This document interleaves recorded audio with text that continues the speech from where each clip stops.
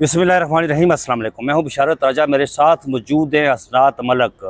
Supreme court of Pakistan में justice Tariq Mahmood जंगीरी साहब का एक अहम केस अभी तक उन्होंने पटिशन दायर की थी और वो केस था हसनात मलक साहब इस्लामाबाद हाई कोर्ट के जस्टिस डोगर साहब ने उन्हें जुडिशल वर्क से जो रोका था उस हवाले से, लेकिन वो केस अभी तक लगा नहीं। लेकिन आज जस्टिस जमाल मंदोखेल ने एक ऐसा फैसला दिया कि बज़ाहिर जस्टिस डोगर साहब के लिए बड़ी सख्त मुश्किलात खड़ी हो गई है और ऐसा आप समझते हैं कि जैसे कोई डोगर साहब का कोई मसला है तारिक जहांगीरी साहब? नहीं, डोगर साहब आपको मैं खबर दूं कि जी, बाहर वाले गए हैं, उन्होंने कहा यार मेरे पास नहीं है, जाओ कहीं और।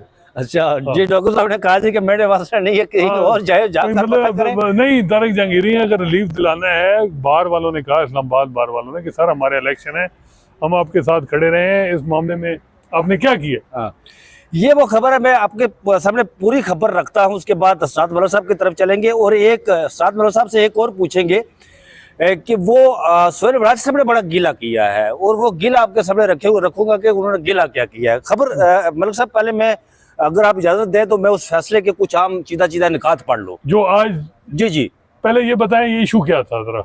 ये इशू था, ये जो साबक रजिस्ट्रार, एडिशनल रजिस्ट्रार नजर अब्बास वाला मामला था जी, तौहीन अदालत वाला मामला था, उसमें उन्होंने फैसला दिया है। जस्टिस जमाल मंदोखेल का ये फैसला आया है। ठीक है। इस फैसले में बहुत अहम नुकात उठाए गए। वो नुकात ऐसे हैं जो बराह रास्त जुड़ जाते हैं जाकर जस्टिस तारिक महमूद जंगीरी के साथ और जस्टिस डोगर के साथ जुड़ते हैं। अगर आप इजाजत दें तो आप कह रहे हैं कि उस फैसले पे ड्रोन गिर गया? हाँ, उस फैसले पर ड्रोन अटैक गिर गया और ये समझे कि जिस तरह 7 मई 2025 को आईनी बेंच ने पाकिस्तान की 25 करोड़ अवाम पर उनके बुनियादी इंसानी हकूक पर जो ड्रोन अटैक गिराया था ना, ये बिल्कुल उसी तरह ड्रोन अटैक गिरा है उस जो फैसले के साथ।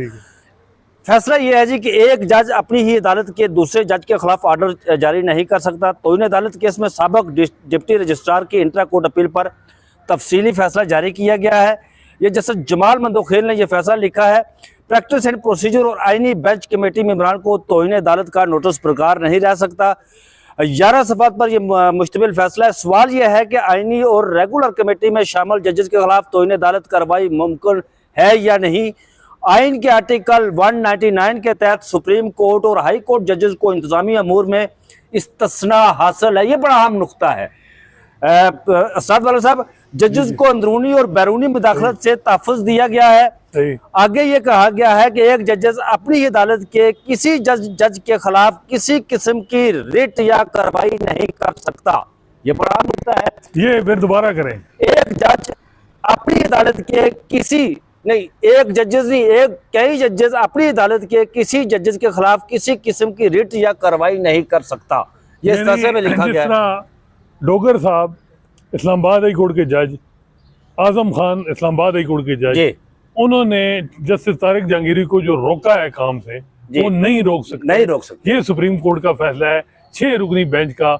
ये इंटर कोर्ट अपील में सुप्रीम कोर्ट का बेंच था, फैसला है, और 6 जजेस का ये फैसला कि जी एक जज दूसरे जज के खिलाफ कार्रवाई नहीं कर सकता। तो फिर डोगर साहब का वो जो रिस्ट्रेनिंग आर्डर वाला फैसला है, वो तो इसके बाद आगे बड़े अहम निकात है। उन्होंने लिखा जी कि मोहम्मद अकराम चौधरी केस फैसले के मुताबिक जजेस के खिलाफ कार्रवाई मुमकिन नहीं। अदलिया जमहूरी रियासत में कानून की हुक्मरानी के माफज के तौर पर बुनियादी सतून है। ये बात तयशुदा है कि सुप्रीम कोर्ट या हाई कोर्ट का जज उसी अदालत के जज के सामने जवाबदेह नहीं। जब आला अदलिया का जज अपने जज के खिलाफ रिट जारी नहीं कर सकता तो तौहीन अदालत की कार्रवाई कैसे कर सकता है?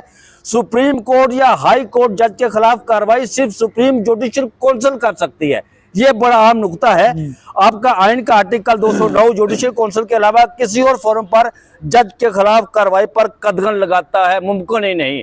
जस्टिस तारिक महमूद जंगीरी साहब का मामला सुप्रीम जुडिशल काउंसिल के पास पहले से मौजूद था हसनात मलक साहब, तो फिर ये किस तरह रोका? ये फैसला भी आ गया तो फिर किस तरह रोका गया? इस फैसले ने तो सिंध हाई कोर्ट के फैसले की भी खत्म कर दी जी, जो समाअत होने वाली है। और आपको पता है कि क्या वो 30 तारीख केस फिक्स हुआ है जी। HEC कहती है जी मामला बड़ा इंपॉर्टेंट है, वहाँ वकील उनके जो एडिशनल अटॉर्नी जनरल के जरिए अर्ली हियरिंग की दरख्वास्त होती है, और फारूक नाइक साहब कहते हैं जी कि मैंने जो मेरे था ना कि मेरे जूनियर एक बेंच में है के आका के साथ, इस वजह से आपने केस ट्रांसफ़र कर दिया। तो अब मैं पाकिस्तान बार काउंसिल का वाइस चेयरमैन नहीं हूँ, तो आप दोबारा केस ले लें। दोबारा केस है। अब ये केस के क्या लगा के 31 सितंबर के जुडिशियल ऑर्डर था, फिक्स था, उसको 25 कर देते हैं, यानी कल लगाओ। अब इसके बाद कि जजेस क्या, अगर एक हाई कोर्ट का जज दूसरे हाई कोर्ट के नहीं कर सकता, तो फिर एक हाई कोर्ट यानी सिंध हाई कोर्ट की इस्लामाबाद हाई कोर्ट के जज के खिलाफ कोई रिट फाइल नहीं कर सकता ना। ये तो देखिए आज फैसला आ गया, उसमें तो लिख दिया गया ना।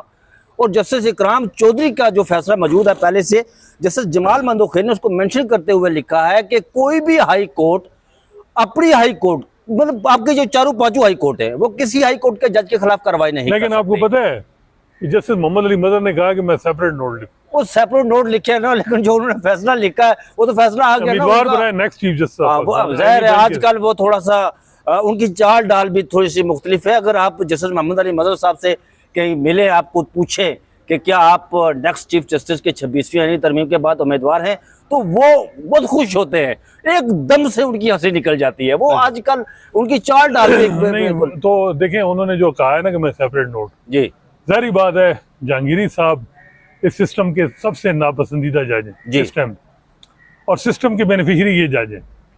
जमाल मंदोखेल साहब का कई अपने मामलात होते हैं, लेकिन वो कई दफ़ा शार्ट लगा ही लेते हैं, और फौजी अदालतों में सिविलियन ट्रायल भी गैर आईनी डिक्लेयर किए, और भी मामलात। और जो इस्लामाबाद हाई कोर्ट के जजेस वाला मामला था उसमें जस्टिस जमाल मंदोखेल ने देखिए वो अपना ये है कि उनकी एक पोलिटिकल फैमिली है, फिर अपनी सुबह बलूचिस्तान के अपने मसाइल होते हैं, लेकिन फिर भी कोई ना कोई वो अपना एक बीच में रास्ता नहीं एक कोई ऐसी चीज करते हैं जो पब्लिक इमेज जरा ठीक रहे जजेस का सुप्रीम कोर्ट। ये जो पैराग्राफ उन्होंने लिखा है, मेरा ख्याल है ये डेलिबरेटली लिखा है, डेलिबरेटली लिखा है।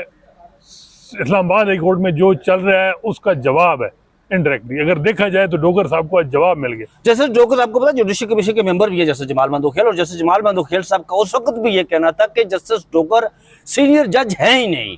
वो उस वक्त दो टोक और वाज़ेह अल्फाज में उन्होंने कहा। आपको पता है कि आमिर फारूक की एलिवेशन की सपोर्ट नहीं की उन्होंने। जी जी बिल्कुल ऐसा ही है। अख्तर हुसैन वो तो याहिया अफरीदी साहब ने सपोर्ट की जी, और यहाँ आ गए, और अब कहते हैं तो सीनियरिटी के मामले मेरा ख्याल है कि सुप्रीम कोर्ट में इस वक्त 3 किस्म की आ रहा है इस्लामाबाद हाई कोर्ट के बल। एक वो जज हैं जो समझते हैं कि जी ये जो ट्रांसफर हुई है ये गलत हुई है, इंडिपेंडेंट जजेस को टारगेट किया जा रहा है। कुछ वो जज हैं जो मे भी एडिशनल नोट में भी हैं कि नहीं डोगर साहब ठीक है इस्लामाबाद हाई कोर्ट वाला। तीसरे वो जज हैं तीसरे किस्म के जो समझते हैं कि 5 जज भी ठीक नहीं है, डोगर साहब भी ठीक नहीं, वो मे भी मियां गुल साहब को आगे लाए। तो इस वक्त जुडिशल पॉलिटिक्स पीक पे भी है और मामलात भी हैं। फिर ये डर पड़ गया है कि डोगर साहब ने, मेरी इत्तला है कि कुछ जजेस ने कहा कि भाई ये जो हालत बन गई है आइंदा कौन जज बनेगा। ये जो जजों के को आप रिस्ट्रेनिंग ऑर्डर से रोक रहे हैं, जुडिशल ऑर्डर से रोक रहे हैं, और दूसरी बात सुप्रीम कोर्ट के जजेस के लिए ये परेशानी हो गई कि ऐसा ना हो कि सुप्रीम कोर्ट के जजेस के खिलाफ रिट हाई कोर्ट में दायर होकर उनको रोक दिया जाए। हो सकता है ये तो नहीं। देखे मलिक साहब ये रिश्तार अगर कॉल आज इन्होंने कहा है ना एक जगह, देखें ये जो जिस तरह ये इशू चला ना, ये इस पे अलग बात होगी कि ये जो आज ऑर्डर आया है कि क्या मामला क्या है, इसमें इनको करना चाहिए था। लेकिन इनको ये इन्होंने जो बात की ना कि जज जो है वो पाबंद होता है कॉल लिस्ट का और सारी चीज़ों का, तो रिश्तार के साथ जो अगर नीचे हाई कोर्ट में कह दिया जाए कि सुप्रीम कोर्ट के फलां जजेस जुडिशल वर्क नहीं कर सकते, रिश्तार सुप्रीम कोर्ट का तो पाबंद होगा। तो ये चीजों को देखें ना आप। लेकिन देखें मैं एक बात है मलिक साहब कि इमरान खान साहब हमेशा रूल ऑफ लॉ की बात करते होते हैं। इमरान खान आज एक बार फिर सच्चे साबित हुए। लेकिन ये जो यहाँ पर सुप्रीम कोर्ट ऑफ पाकिस्तान, ये तो एक फ्लड गेट खुल जाएगा ना कि अगर सुप्रीम कोर्ट ऑफ पाकिस्तान का कोई जज किसी को पसंद नहीं है जी, उसके खिलाफ यहाँ पर शिकायत दायर कर दी सुप्रीम जुडिशल काउंसिल में, फिर साथ ही रिट दायर कर दी कि भाई इसके खिलाफ ये तो पसंद नहीं है हमें और इसको काम से रोका जाए, ये तो कैसा फ्लड गेट खुल जाएगा जो जिसका आगे बंद बड़ा मुश्किल हो जाएगा। मुझे बताएं राय साहब, एक इस्लामाबाद हाई कोर्ट के जज ने दरवाजा खटखटाया, खुद चल के आया, जी जी, पिटीशन पेंडिंग है नहीं लग रही, अर्ली हियरिंग की दरखास्त दी नहीं, कहा लिस्ट आ रही, क्या वजह है? सुप्रीम कोर्ट क्यों खामोश? ये जो इनडायरेक्टली जवाब दे रहे हैं, क्या मलिक साहब सुप्रीम कोर्ट में वो उस तरह की नहीं है कि डायरेक्टली ऑर्डर लगा केस लगा के? एक तो 12 जुलाई को जो सुप्रीम जुडिशल काउंसिल का यहाँ इजलास हुआ था ना, उसमें बाकी तमाम शिकायत जो है वो कर दी गई थी, खारिज कर दी गई थी, और जस्टिस मोहसिन कियानी और जस्टिस तारिक महमूद जंगीरी के खिलाफ भी शिकायत मैं समझता हूँ कि बदनीति की बुनियाद पर खारिज नहीं की गई थी, कहीं ना कहीं उन्हें रोका गया था।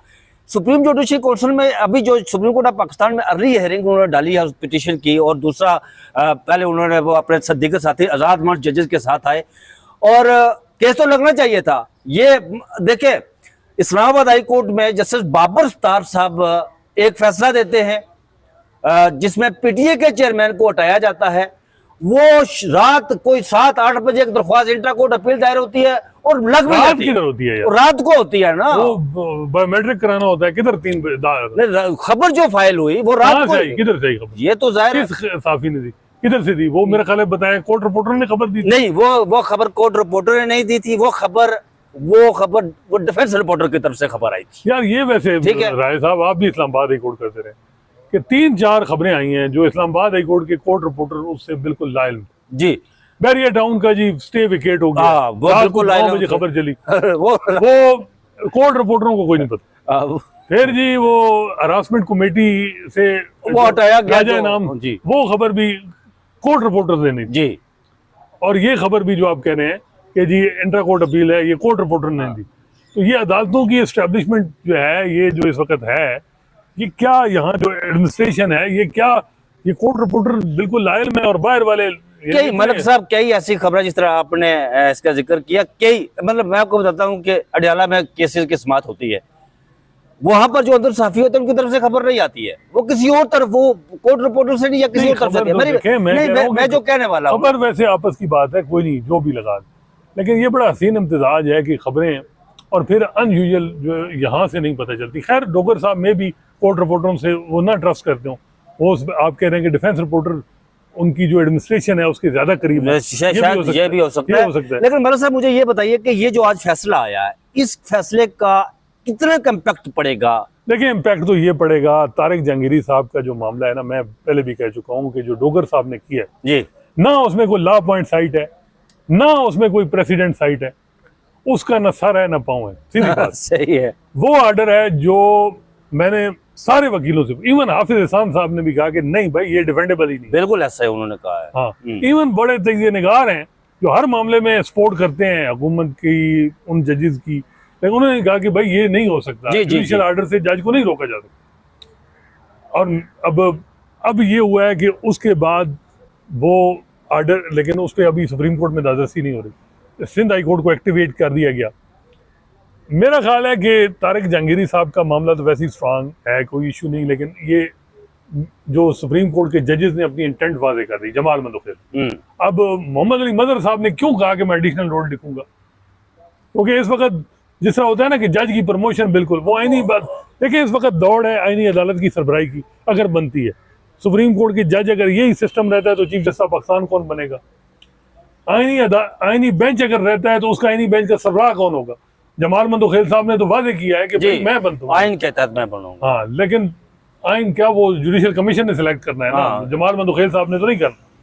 तो मेरा ख्याल है कि इस वक्त जो सारी, ये भी मुमकिन है कि जैसे अमीनुद्दीन खान को कहा जाए कि आप कंटिन्यू वैसे मंदोखेल साहब ने जो ये किया है ना, मंदोखेल साहब ने अपने खिलाफ तीसरा यानी काम, अब मेरा ख्याल है कि बड़ा मुश्किल हो जाएगा। वैसे वो बड़े हैं, यानी हर उनकी समझ बूझ वाले जज हैं, लेकिन उन्होंने ये जो आज ऑर्डर कर दिया है ना, और ये डोगर साहब का जो ऑर्डर है, ये आपको पता है ये इस निज़ाम की मंशा है, क्योंकि जहांगीरी साहब एक नापसंद। अब जो इन्होंने उनको उस ऑर्डर को इनफेक्टिव किया मंदोखेल, मुझे लगता है कि वो आईनी बेंच की सरबराही की दौड़ से अब बाहर निकल गए। नहीं, और क्या कमाल किया मोहम्मद अली मदर साहब ने कि मैं एडिशनल नोट अपना दूंगा। सर मुझे एक बात बताए, जैसे जमाल मंदोखेल ने जैसे डोगर साहब की वो मंजी ठोक दिया, चले ठीक हो गया, जिस तरह आपने ये एक पैराग्राफ है, बाकी जजमेंट है मैं उस पे वो। लेकिन मलिक साहब जिस तरह आपने बात की, मुझे ये बताएं, जस्टिस अमूद रहमान को आप जानते हैं, जस्टिस कार्निलिस को आप जानते हैं, जस्टिस एस ए रहमान को जानते हैं, दुराब पटेल को जानते हैं, जस्टिस कियानी को जानते हैं, भगवान दास को जानते हैं, ये सारे जजेस आप इनको जानते हैं ना। उस दौर में इनके साथ भी वो और जज भी थे जो शुगल मेला था, वो भी तो थे ना।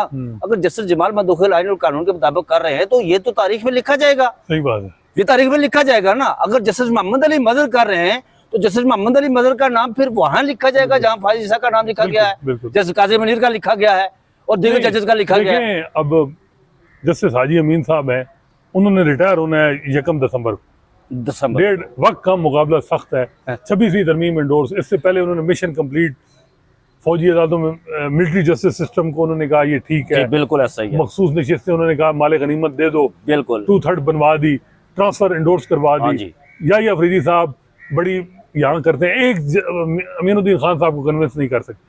जुडिशियल कमीशन में बड़ा जोर लगा है। ये अफरीदी साहब कुछ और कामों में होता है जी। देखिए ये तामीराती काम हो रहा है, यही अफरीदी साहब दिन को इतने मसरूफ होते हैं, शाम को वो पोलो से लुत्फअंदोज होते हैं। उन्हें आईनों कानून से क्या लगा? जज का ये काम नहीं है कि, लेकिन वो ये करते हैं ना, बल्ब ठीक हो, लाइट ठीक हो तो रही वो हो, करते हैं ना। 200 वाट का होना चाहिए, 500 वाट का बल्ब। ये तो मलिक साहब हम कह रहे हैं ना कि जज का ये काम नहीं है, लेकिन वो कहते हैं कि मेरा काम यही है और मैं यही काम करूंगा। देखें, बात ये है कि उन्होंने जुडिशियल कमीशन में तो बड़ी तकरीर की जी कि मियां गुल बना दें इस्लामाबाद हाई कोर्ट, बड़ा ठीक, लेकिन वो अपने एक फेलो जज अमीनुद्दीन खान को कन्विंस नहीं कर सके। उन्होंने वोट दिया डोगर साहब। मुझे ये बताएं जी मलिक साहब, आप तकरीर की बात करते हैं, यहाँ पर IMF का जब डेलीगेशन आया था वो मिलकर उनसे गया, उन्होंने हमें बुलाया, उन्होंने इमरान खान साहब के खत की बड़ी तारीफ को तौसीफ की थी और उन्होंने कहा कि इसकी बड़ी खूबसूरती ये है कि इसके साथ एविडेंस मौजूद है। फिर क्या हुआ था मुझे बताएं उसके हवाले से? कुछ नहीं हुआ ना। उन्होंने एक टेबल से दूसरे टेबल पे आईनी अदालत की जो आईनी बेंच की कमेटी है उनको भेज दिया। अच्छा ये मामला है। आगे ये बताइए कि मलिक साहब, वो मामला तो हमने डिस्कस कर दिया कि इसका बड़ा ज़बरदस्त किस्म का जो जस्टिस जमाल मंदोखेल ने दिया है। आपको पता है कि सोहेल वड़ाच साहब ने कोई 3-4 कॉलम लिखे थे, उसके बाद थोड़ी सी उनके लिए मुश्किलात पैदा हुई। ये जो अभी रिसेंटली कन्वेंशन, एक लंदन में कन्वेंशन होना था, वहाँ पर सोहेल वड़ाच साहब रो रहे हैं, दाई दे रहे हैं। उन्होंने कहा कि वहाँ पर मुझे दावत दी गई कि आपने इस कन्वेंशन में आना है। फिर मुझे कहा गया कि आपने इस कन्वेंशन में नहीं आना कि सिक्योरिटी मसाइल से। फिर उन्होंने कहा, लिखा अपने कॉलम में आगे साथ कि जिन्होंने मुझे दावत दी थी उन्होंने मुझे सरे से पहचानने से इनकार कर दिया। ये क्या मामला है? बताएं कि वहाँ किसने तकरीर करनी थी? शहबाज शरीफ साहब, और ये भी मुबैना तौर पर फील्ड मार्शल आसिम मुनीर साहब का भी नाम था। तो उन्होंने कहा कि बात यह है कि पहले भी जो उन्होंने 2 कॉलम लिखे ना, उनको वो एक वहाँ इंटरनल जो एक है होती है ना सियासत, उसकी नजर हो गए जी। जाहिर बात है, आपको पता है कि यहाँ जेलसी भी बड़ी होती है। कोई साफ़ी होते हैं वो एक सेक्शन के करीब होते हैं, वो कहते हैं जी हम सारा कुछ हम ट्वीट करें और तकरीर मुलाकातें सोहेल वड़ाई साहब की हो जाएं। तो उसके बाद क्या हुआ, प्रेशर आया, फिर वो सारी स्टेटमेंट लेनी पड़ी, उनको माफ़ी मांगनी पड़ी। तो मेरा ख्याल है कि जब देखें हमारा डोमेन है अदालतें, सोहेल वड़ाई साहब बड़े लोग हैं, बड़े साफ़ी हैं माशाल्लाह, मैं तो उनको बड़ा समझता। अब वो जो काम करते हैं ना, यानी इस किस्म के, तो इसमें बहुत सी इंटरनल पॉलिटिक्स, इंटरनल जो होती है ना मामला, उसकी अच्छा, वो ये आपने अदालतों की बात की तो ये खबर है कि GH को हमला केस में जस्टिस इनाम अमीन मनाज साहब के भाई अकराम अमीन इमरान खान के खिलाफ नायब प्रोसिक्यूटर है, नायब नहीं प्रोसिक्यूटर तैनात है। इमरान खान की तोशा खाना केस में बरीयत की दरख्वास्त जस्टिस इनाम के पास पेंडिंग है। 7 माह से समाअत नहीं हो सकी। जस्टिस इनाम ने तहरीक इंसाफ के केस से अलग होने की दरख्वास्त भी मुस्तरद कर दी थी, क्योंकि उस वक्त ये कहा गया था उनकी अदालत के सामने कि भाई पाकिस्तान तहरीक इंसाफ ने कहा कि इनके भाई जो है वो इमरान खान के खिलाफ केस में प्रोसिक्यूटर है, लिहाजा इनके खिलाफ ये केस नहीं सुन सकते। तो जस्टिस इनाम अमीन मनास ने कहा था, वो जज की चलो सौबदीद होती है, उन्हें कहा था नहीं मैं तो सुनूंगा, मैं तो किसी सूरत इस केस से अलहदा नहीं हूँगा। सुप्रीम कोर्ट ऑफ पाकिस्तान में भी ये मुझे अच्छी तरह याद है, सरदार तारिक मसूद साहब, मतलब उनके बारे में बहुत कहा जाता था कि सरदार तारिक मसूद साहब नून लीग का फलां फलां फलां। इतराज हुआ उन पर, उन्होंने खुद को बेंच से अलहदा कर दिया। उस वक्त ये जब जजमेंट सस्पेंड कर दिया, छोड़े आप। अच्छा, बात ये है कि जो राजा इनाम साहब है ना, वो उनकी तब बात करें ना कि ये आप जो हमारे जो कन्वेंशन है, हमारी रवायात अदालतों में बड़ी उनको फॉलो किया जा रहा है। मुझे ये बताएं, डोगर साहब के खिलाफ लिटिगेशन चल रही है, तारिक जहांगीरी ने पिटीशन दायर की हुई, क्या असूलन वो केस सुनना चाहिए? नहीं सुनना चाहिए था। तो मुझे ये बताएं, फिर बात ही खत्म। अब मुझे ये बताएं, आज हम जमाल मंदोखेल साहब को तारीफ कर रहे हैं, इस जजमेंट का भी मैंने पोस्टमार्टम भी करना जी। मुझे बताएं कि इसमें नजर अब्बास को कंटेम्प्ट नोटिस हुआ कि आप दुनिया में कहीं जाए ना कि एक जज के सामने आता है ना कि जी आपकी जुरिडिक्शन नहीं है, तो जज ने खुद डिसाइड करना होता है कि मेरी जुरिडिक्शन है या नहीं। सिंपल क्वेश्चन हुआ तो मंसूर अली शाह ने कहा कि मुझे कन्विंस करें या बताएं कि मेरी क्यों नहीं है जुरिडिक्शन। अर्थ हो गई आईनी कमेटी। जी बिल्कुल ऐसा ही, बिल्कुल ऐसा ही। जुडिशियल ऑर्डर की वायलेशन की, एक जुडिशियल आर्डर था ना, अब यहाँ ये जमाल मंदोखेल साहब ने इतना कुछ लिखा है, एक जुडिशियल आर्डर के बावजूद जो मेन चीज़ है उस आर्डर को आप कैसे ओवरलुक कर सकते हैं, और आपने कमेटी से वो केस मंसूर अली शाह की अदालत से विड्रॉ कर दी। फिर ये होता है इंट्रा कोर्ट अपील फाइल होती है, इंट्रा कोर्ट अपील में जो ये बेंच बनता है, अब कमेटी के मेंबर हैं, ये गिल्टी हुई हैं मोहम्मद अली मजहर और जमाल मंदोखेल, क्या असूलन इस बेंच में बैठ सकते थे? नहीं बैठ सकते थे। आप किस रिवायत की बात करते हैं? पावर पॉलिटिक्स है। जमाल मंदोखेल और ये कंटेम्नर है, इनको कंटेम्प्ट कहा कि ये गिल्ट नहीं है। ये बेशक मंसूर अली शाह ने, मैं असूली तौर पे समझता हूँ कि उन्होंने गलत किया, कंटेम्प्ट नहीं बनती, लेकिन क्या जमाल मंदोखेल को ये ऑर्डर करना चाहिए था? नहीं, उनके पास केस क्या था? उनके पास केस था नजर अब्बास का जो शोकाज नोटिस। अच्छा, वो मामला था ही नहीं कि आपको जज, अच्छा खुद फैसला जमाल मंदोखेल साहब क्या है, खुद ही अपने आप को ख्वाहिश कर रहे हैं। यार ये दुनिया की किसी रवायत में बता दें, मोहम्मद अली मजहर साहब बता दें, क्या सारे 20-25 जज हैं, क्या इन जजेस को बैठना चाहिए था असूली तौर पर? नहीं ऐसी बात और मैं आपको हुकूमती लोगों से पूछ, वो कहते हैं जी कि 211 आर्टिकल बड़ा क्लियर है कि court of law, supreme judicial council की प्रोसीडिंग नहीं चैलेंज होती। बिल्कुल तो फिर आपके और जमाल मंदोखेल साहब के भी महबूब कैद उस वक्त के इफ्तिखार चौधरी, क्यों 209 की सुप्रीम जुडिशियल काउंसिल में प्रोसीडिंग पेंडिंग थी, यहाँ सुप्रीम कोर्ट में चैलेंज की, उसको क्वैश किया, काजी फैसला क्यों है? टैक्स तो बड़ा क्लियर था। देखें, ये जज ने डिसाइड करना होता है कि मैं भी आखिर में मंसूर अली शाह कहते कि मेरी जुरिडिक्शन नहीं है, अगर कहते हैं तो आप उसको फारिग कर देते ना। आप बड़ा बेंच, बड़ी अदालत थी, आपने जिस तरीके से केस को उठाया, आप, मैं समझता हूँ आपने एक जज की, एक पूरे सुप्रीम कोर्ट की तौहीन की और कमेटी ने की। फिर वो मामला यहाँ डिस्कस नहीं हो रहा, नजर अब्बास ने सिर्फ शोकाज चैलेंज किया, फिर वो विड्रा भी कर रहा है कि इन्फ्रक्चुअस हो गया।